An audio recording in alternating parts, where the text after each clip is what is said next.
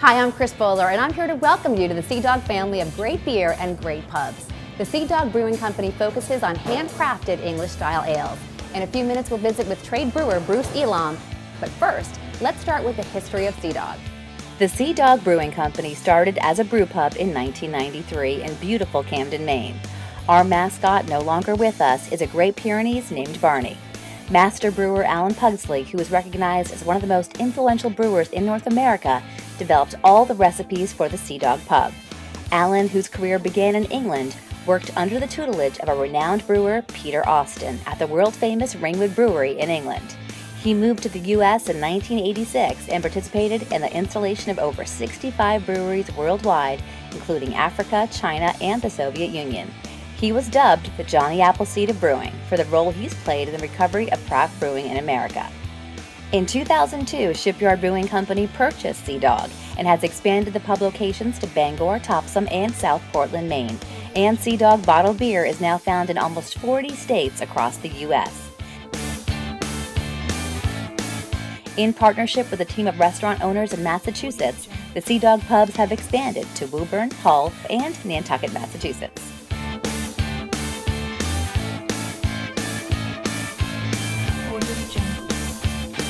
While people come for the beer and the recognition of the Sea Dog name, they come back for the food and service. Sea Dog pubs offer fresh family-style dining in a casual but upscale pub environment and pride ourselves in unparalleled service and beer knowledge. What makes Sea Dog different? Well, besides the fact that everybody loves Barney the dog, we make great quality beer, consistent, drinkable, handcrafted ale. What else makes us different? Our pubs are in great locations, either on the waterfront or strategically located in areas of high concentration of craft beer lovers. Our mug clubs give consumers greater value, and the memberships are transferable to the other Sea Dog and Shipyard pub locations. Let's visit trade brewer Bruce Elam at the brewery and learn more about how the Sea Dog ales are made. And he'll talk about the proper way to view, smell, and taste beer. Hello, I'm Bruce Elam, trade brewer with the Sea Dog Brewing Company. Now, craft beer is known for its high quality, its diversity, and most importantly, its flavor. Now, we believe our top asset in meeting this standard is our brewers. Each step of the brewing process is carried out under the watchful eye of the brewer. By combining the finest ingredients with the expertise of our brewers, we're able to keep our process very simple, an achievement we feel leads to a more flavorful ale. As the server, your presentation of the beer is a critical first step in your customer's enjoyment of that beer. The drinker's first impression of the beer should be the visual of the perfect pour and sparkling clean glassware.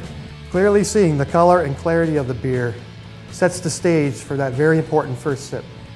So now we're going to talk about style. So what we have before us are 4 classic Sea Dog ales. And what makes them ales is the fact that we use ale yeast for the fermentation. So let's look at our first one. This is our Sea Dog Blonde Ale. This is a perfect introduction into the craft category for your customers.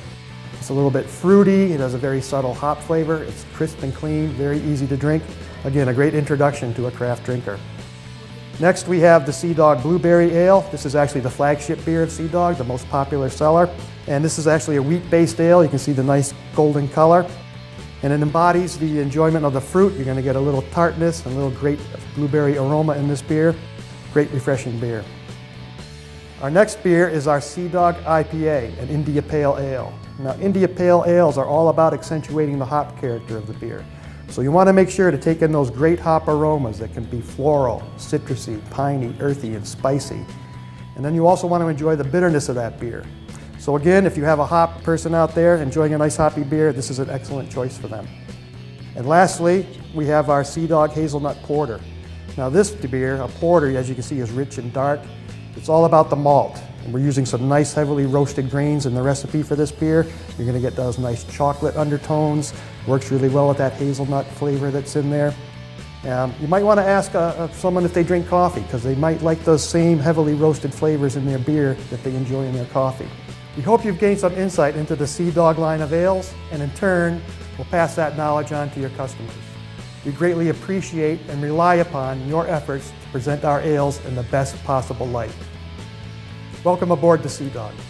Thanks, Bruce. Well, I don't know about you, but all that talk about malt, hops, yeast, and fermentation has made me thirsty, and I'm ready for a cold Sea Dog ale. But first, I'm going to send you over to Jason Silvernack, brewhouse manager at Sea Dog, and he's going to teach us the proper way to serve beer. Hi, I'm Jason Silverneck from the Sea Dog Brewing Company. First, we'll discuss the draft lines. Draft lines should be cleaned every 2 weeks or when tapping a new beer on that same draft line. Beer has a lot of residual sugar, and if you don't maintain your draft line, bacteria can start to take over and grow mold within the draft line, which is obviously the last thing you want to come into contact with your beer. Let's talk about the importance of clean glassware. The sanitizers and detergents that you use can impart a flavor and aroma, which can cloud the flavor of your beer. Second, those detergents can also break the bonds of the carbon dioxide in the beer. When it breaks the bonds, it makes your beer appear as though it's flat. Third, if there are any solid particles left over in your clean glassware, it can act as a nucleation site or a spot where the CO2 will fester and ultimately give off the muddled appearance of the glass. When pouring the beer, it's best to leave the head about a ½ inch thick. The curves of the glass will hold the head in, thus maintaining the important flavors and aromas of the beer. When you're pouring your proper pint, keep your pint glass at a good lean angle. This will help minimize the head at first. In the last third of the pint glass, keep your pint glass upright. This will actually then encourage the head to come out of the beer. When you pour your stout, keep your glass upright at all times. Pour your first 2/3 of the beer and let it settle out.